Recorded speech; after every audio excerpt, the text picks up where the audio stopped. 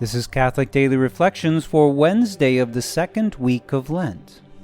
Today's reflection is entitled, The Life of Sacrifice. Jesus said in reply, "You do not know what you are asking. Can you drink the chalice that I am going to drink?" They said to him, "We can." He replied, "My chalice you will indeed drink, but to sit at my right and at my left, this is not mine to give, but is for those for whom it has been prepared by my Father." It's easy to have good intentions, but is that enough? The gospel passage above was spoken by Jesus to the brothers James and John after their loving mother came to Jesus and asked him to promise her that her two sons would sit on his right and left when he took up his kingly throne. Perhaps it was a bit bold of her to ask that of Jesus, but it was clearly a mother's love that was behind her request.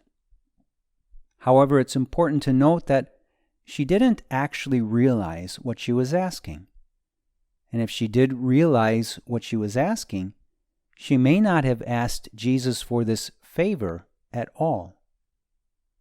Jesus was going up to Jerusalem, where he would take up his throne of the cross and be crucified.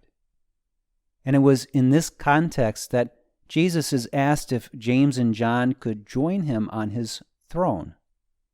This is why Jesus asked these two apostles, "Can you drink the chalice that I'm going to drink?" To which they respond, "We can." And Jesus confirms this by telling them, "My chalice you will indeed drink." They were invited by Jesus to follow in his footsteps and to courageously give their lives in a sacrificial way for the love of others. They were to abandon all fear and were to be ready and willing to say yes to their own crosses as they sought to serve Christ and his mission. Following Jesus is not something we ought to do halfway.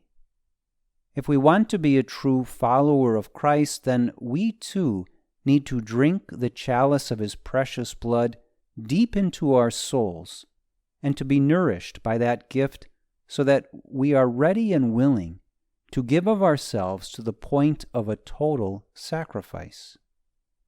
We need to be ready and willing to hold nothing back, even if that means the greatest of sacrifice.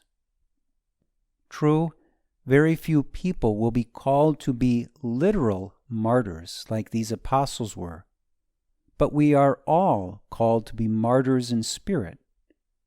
This means that we must be so completely given over to Christ and his will that we have died to ourselves.